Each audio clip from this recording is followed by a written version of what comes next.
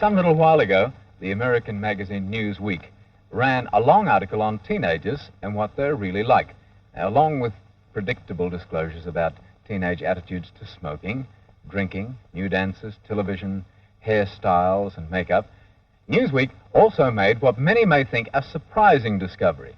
Despite apparent evidence against such a notion, American teenagers are basically religious, and 96% of them believe in God. So this week, we asked the same question, do you believe in God, to some Australian teenagers. This is what they said. I think, that people call God just something what they can't explain, what they can't understand, Especially some people call off wonders, and they can't understand it, so they say, God sent it down.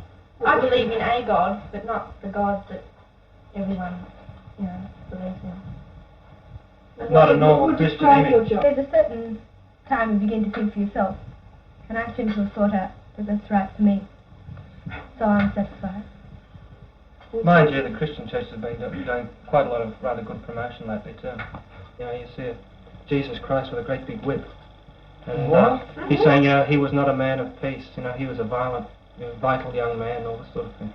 A lot of the elaborations just come down through the ages though, because at the time when things like the Bible were written, well, the people of the time couldn't have coped with the modern things like Darwin and evolution and all that.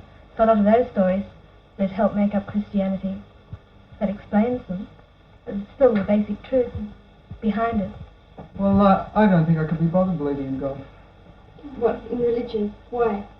Because I don't really believe in God as a conventional idea of him, and it involves so much mucking around with going to church, and and it does nothing for me to go to church whatsoever. You can believe in God without going to church, though. All their life, that's what they say, well, yeah, I believe in all this and it's marvellous, but I'd rather go to the footy today.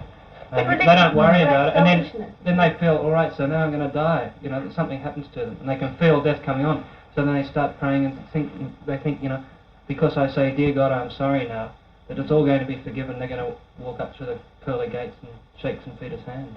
I don't just if I have something better to do, I still go to church. Yeah. Well, I believe in God, and that's it's only an hour a week, I think that's enough to give up. And what about those,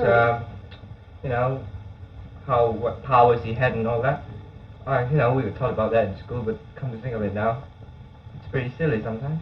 Well, I think the basic truth of God is still here. I mean, I feel that everything around me, like the trees, the mountains, just everything on this earth is God. I feel that down deep inside me, I'm always surrounded by his presence. I mean, he's always... You're surrounded by the power of Mother Nature, which is another name for God. That's right. And we're arguing about God, and yet we're confusing it with Christianity as we see it, which we live in, and as a conventional religion, not just as God himself. And Well, it's obvious. I mean, we're taking our views. But regardless of conventional religion, Mother Nature and God and all that sort of thing, well, if you just put the religion bit away from it, it's still the same thing. It's still true. It's still real. It still happens. This God's there. But so many people seem to think that if you're going to believe in God, therefore you've got to believe in Jesus Christ or in Buddha or in anybody, Muhammad. I think that people who live in our world need a God more than anything else. Well, practically no atheists. I hope that reassures anyone who needed reassuring.